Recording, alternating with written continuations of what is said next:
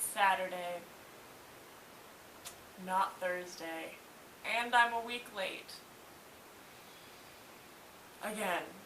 Yeah, I had an excuse though, I guess. It's finals week, or was. I'm finally done.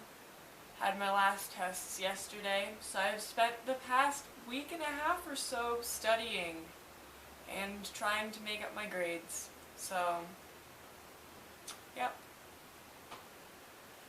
Anywho, last week, the girls and I were supposed to do a video on the big ol' R word known as religion. And I guess just telling our opinions of religion, how it affects us in our lives and other people's lives that are LGBTQ. Yeah, so here we go, I guess.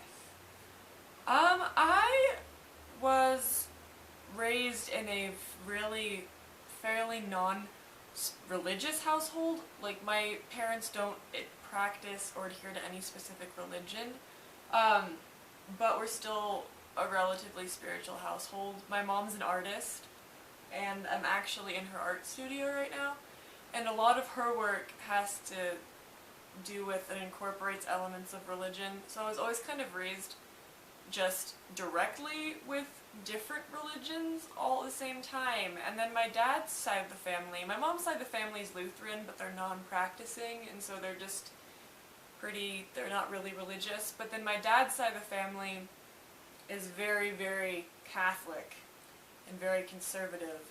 And so kind of growing up, I was forced by that side of the family. I had beliefs thrust on me that I didn't really believe, and it led to a lot of, like, confusion and stuff. I remember being 3 years old and actually being told that because I wasn't baptized and I wasn't a practicing Catholic, as a toddler, that I was going to go to hell.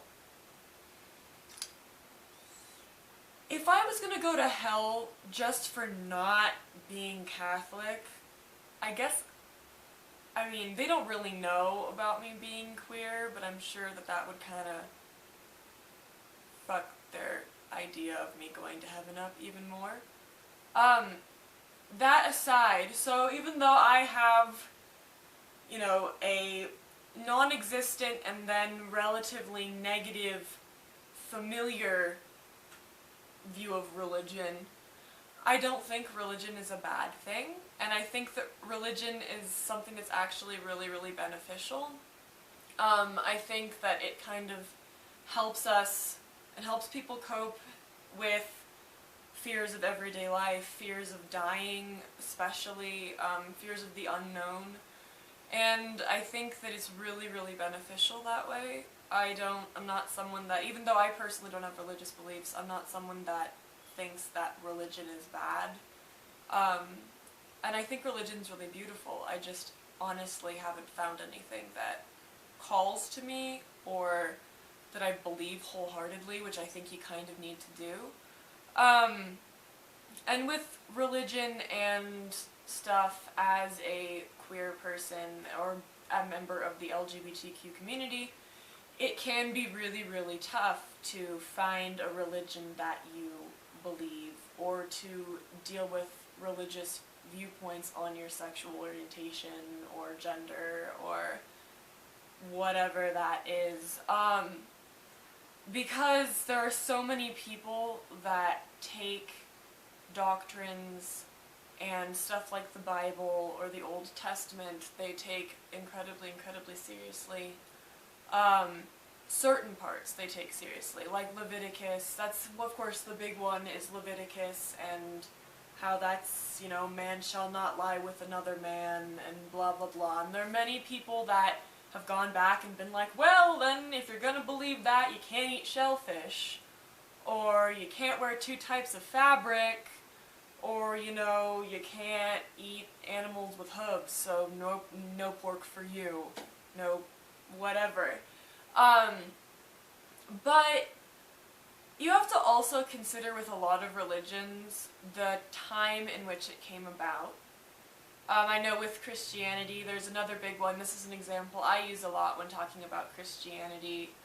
The whole concept of abstaining from sex until marriage sounds, kind of ridiculous to a lot of people and seems like an incredibly hard thing to do.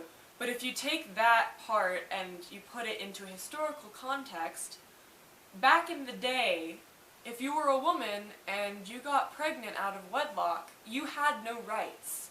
Absolutely no rights at all. And so if you didn't have a man to make money for you and to, be the head of the household and be your voice pretty much in the world, you and your child would starve to death. So it makes sense that in order to avoid starvation, you wouldn't want to get pregnant.